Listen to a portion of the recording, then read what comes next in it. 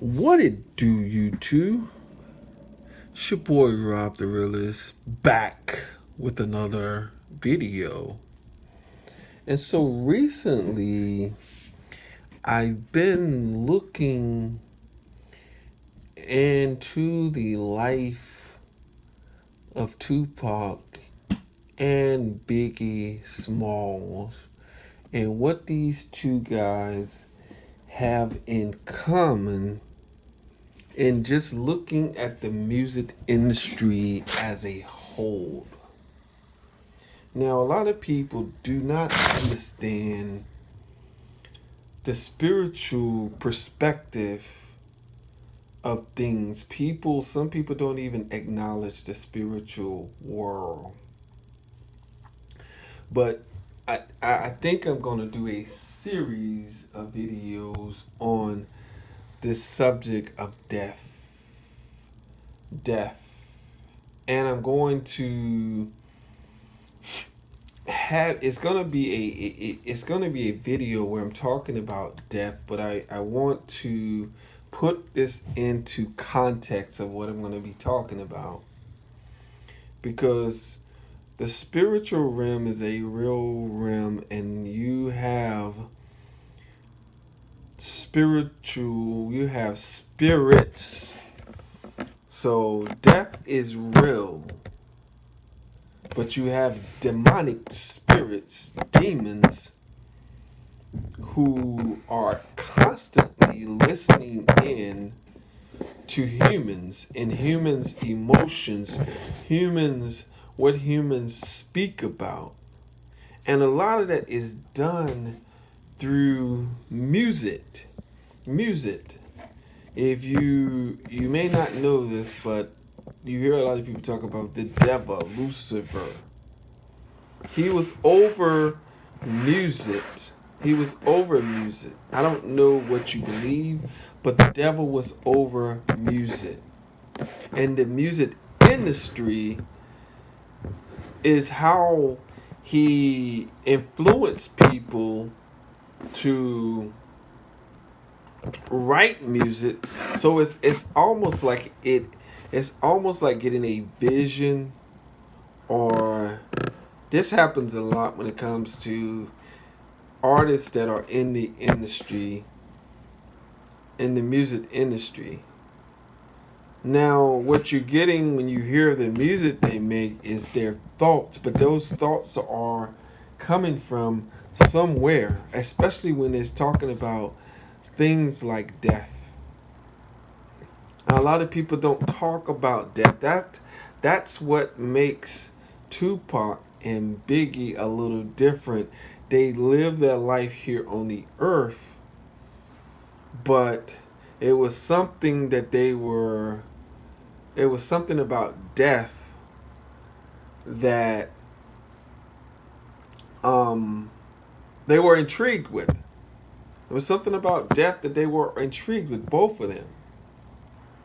Now, a lot of people don't like to talk about the subject of death and dying, but when you take death and you can relate Biggie, his album Ready to Die. I was just, to be honest with y'all, just listening to some of the songs in it, and some of the songs that Biggie had on now.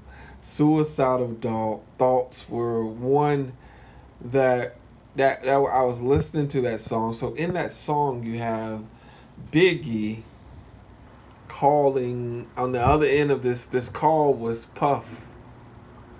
And so they're having a conversation. And so in this conversation, Biggie really, is not saying a whole lot. But then when he begins to speak, he talks about life in the song.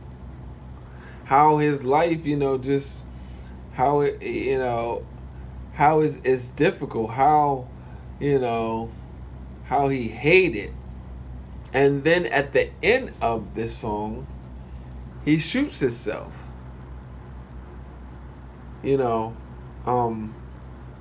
And so that whole album, Ready to Die, he was speaking a lot of negative things, but he was talking about real life situations too, which a lot of people can relate to. But he talked a lot about death in that album. That album was, it was a lot of stuff. That's why it was called Ready to Die. And same thing when you get to really looking at Tupac and how Tupac's music, it was the same thing. He talked a lot about death. Tupac and Biggie were two different rappers, and they had both had what you know. Biggie was more of an MC than Tupac, but they both were great. They were both great. Tupac was more of a revolutionary. He he talked a lot about, subjects that related to changing just the system itself and how it entraps people. It is really, really not good for the common man. Biggie speaks a lot about the street side of things, and living that life. So they were two different individuals, but great at their message that they brought. And so, but death was one of the things that both had in common, and they talked a lot about it. And these demons that I am speaking about that are in the music, they are always listening in to humans and humans' thoughts, because a lot of times the things that you speak about, it goes back to your thoughts and how you think. And that's the same thing when it comes to Biggie and Tupac. Tupac it was many layers to Tupac and his approach.